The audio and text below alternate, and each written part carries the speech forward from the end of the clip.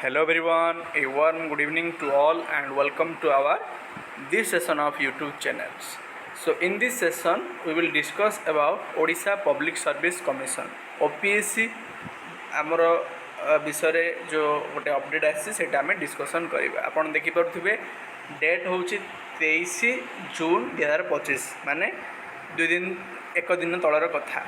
तो कौन एटा recruitment to the post of post graduate teacher in discipline anthropology एटा आपन लेटर नंबर तो ये कौन कह जाइए जो पीजीटी आमर ओपीएससी रो पीजीटी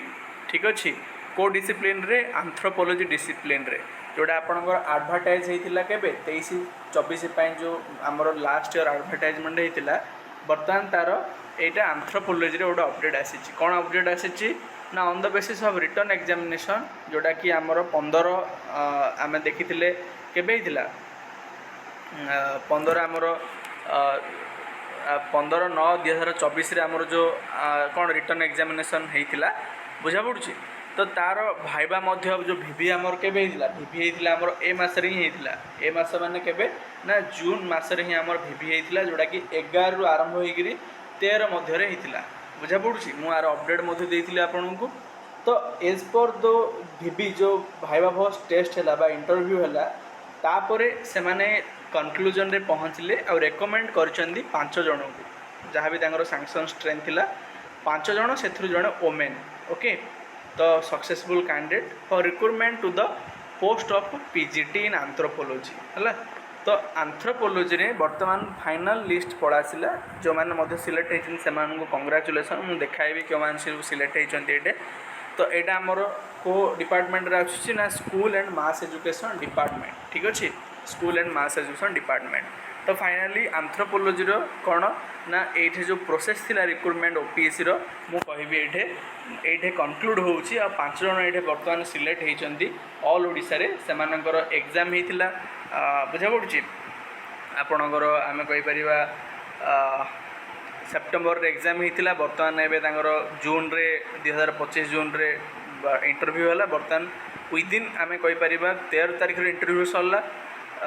8 दिन भितर 11 दिन भितर से कौन कले रिजल्ट बाहर करदे कारण टार्गेट अच्छी ओपीएससी ए भितर रिक्रुटमेंट करेंगे जून सुधा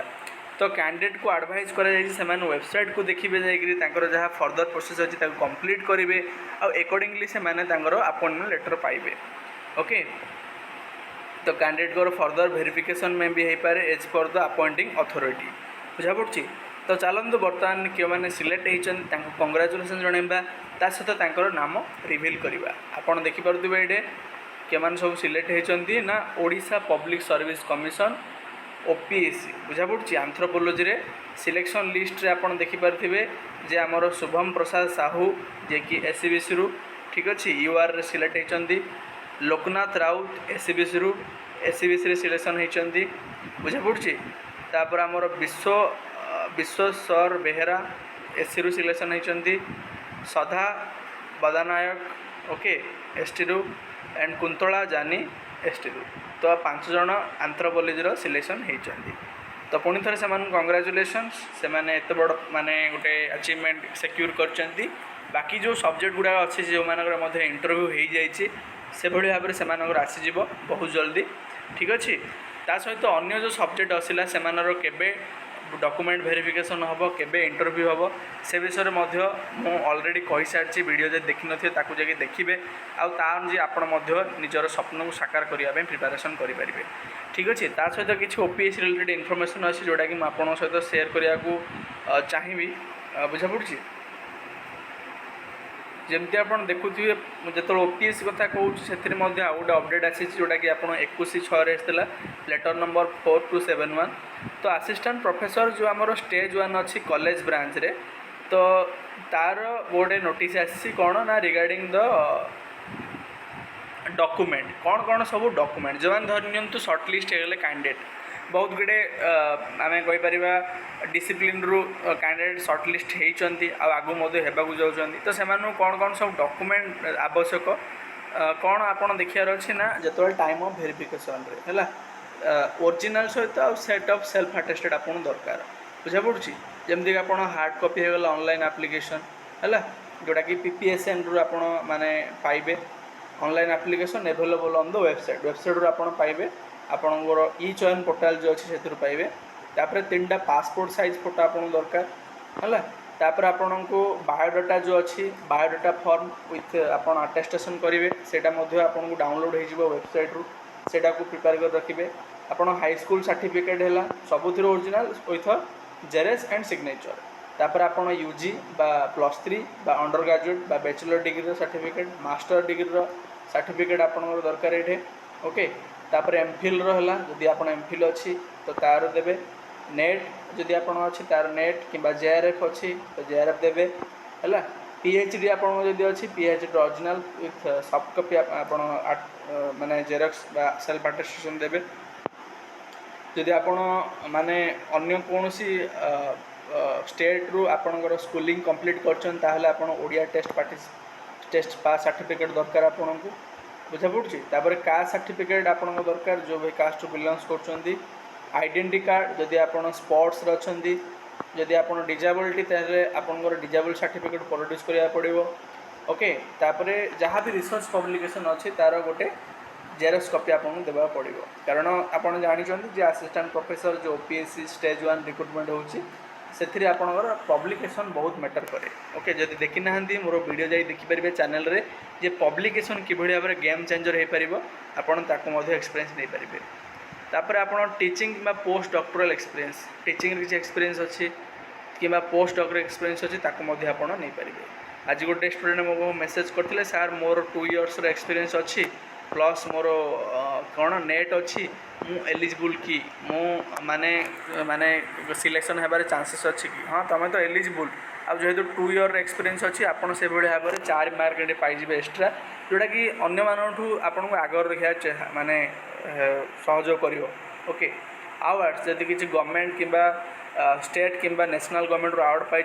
प्रोड्यूस करेंगे से मार्क अच्छी एनओसी दरकार जदि आप गवर्नमेंट सर्वेंट अच्छे जन धरन जड़े एसएसबी रे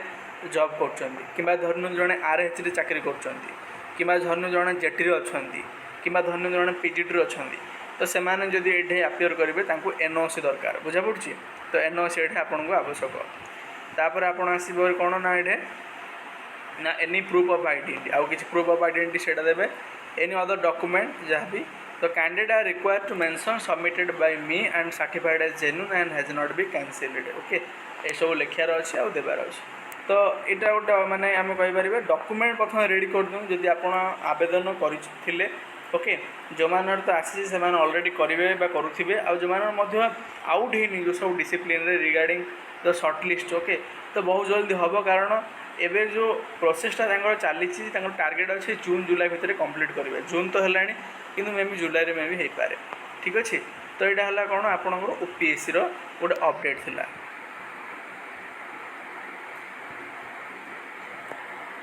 ठीक अच्छे तो आउ गोटे आप देखिपारे जो आम ओपीएससी कथा कहते तो ए ओपीएससी जो असिस्टेंट प्रोफेसर स्टेज 1 अच्छी कॉलेज ब्रांच पे साइकोलोजी जो मैंने सब माने डॉक्यूमेंट वेरिफिकेशन सिलेक्शन होती से लिस्ट आसी जोटा कि डॉक्यूमेंट वेरिफिकेशन 83 तो 83 जन ये माने सिलेक्शन होती फॉर माने from psychology for the post of assistant professor से फाइनल नहीं से डॉक्यूमेंट वेरिफिकेशन हम बुझा पड़ी डॉक्यूमेंट वेरिफिकेशन आपंकर ये हम जोटा कि as per advertisement number date दे देते जुलाई 1 बा जुलाई फास्ट वीक आप जुलाई 1 रु जुलाई 5 ओके जुलाई 1 रु जुलाई 5 मध्य आपंकर डॉक्यूमेंट वेरिफिकेशन हम तो क्यों मैंने सब ये सिलेक्शन होती देखीदे 1 कार अच्छी ओके 10 जन कैंडिडेट अच्छा प्लस 7 जन होगले 17 जन होगले पुणी ये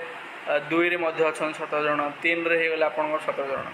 तो आपड़ देखिपारे 3 है तापर 4 आप देखिपारे 5 तो 1 रु 5 भितर आपणकर साइकोलोजी जो मैंने सब ये देखिपे से डीवी अच्छी डॉक्यूमेंट वेरिफिकेशन अच्छी फर्दर इंटरव्यू हो पारे तो ये लिखाई कौन डॉक्यूमेंट वेरिफिकेशन कैंडिडेट हैविंग पीपीएसएन तो एम सब सिलेक्शन होती मो तरफ से समस्त कंग्राचुलेसन बहुत जल्दी आपंकर डीवी हम तापर इंटरव्यू आपण हम वीवी हम बाया बस अच्छी ठीक अच्छे सेमती अन्य सब्जेक्टर बहुत जल्दी आसबार अच्छे कारण जो मैंने ओपीएससी कौन करे सब जिन को एकाथरे करे ना तार सब स्ट्राटेजी गोटे अलग प्रकार जमी आप देखिथे आमर बहुत गुड़ा सब्जेक्टर ओपीएससी पीजीटर एपर्यंत डॉक्यूमेंट वेरिफिकेशन आसीनी किंतु आप देखिए आंथ्रोपोलॉजी स्टूडेंट मानकर डॉक्यूमेंट वेरिफिकेशन सरिकी से फाइनल लिस्ट आसला तो ओपीसी प्राय जिन देखा मिलता है से धैर्य धरा हबार ना वेट कर सब जिन हम आपको डॉक्यूमेंट सब दरकार जोटा कि ऑलरेडी कहीदे कौन कौन सब डॉक्यूमेंट आपको नेबार अच्छी विथ ओरिजिनल एंड आपणकर कौन जेरक्स ओके तो से लिखाई कौन तो आपको हाफ एन आवर बिफोर पहुँचार अच्छे डॉक्यूमेंट वेरिफिकेशन एथि बहुत पिला कटती कारण टाइम रे डेल करती शेड्यूल टाइम रे लेट जाती तो यहाँ प्रॉब्लम थाए तो ये से कहुई it is also made clear that candidate of this candidature of this candidate for requirement is purely provisional आप भावतुनि यहाँ पूरा फाइनल यहाँ प्रोविजनल आप डॉक्यूमेंट वेरिफिकेशन हम ओके रिजेक्शन में भी हो पारती जदि आप डॉक्यूमेंट को प्रोड्यूस न करेंगे ठीक अच्छे mayor participation in the document verification does not reserve any right for selection okay तो ये जिनटा कहुई तो पुणी थे जो ना आसी से रेडी हूँ आगामी दिन में आपंकर डीवी अच्छी तो आशा करुँचे जो ओपीएससी 3-4 विषय में डिस्कसन कले आपन को माने ठीक लगी कमेंट रे जनइबे आउ केमती कौन सब प्रिपेरेसन चली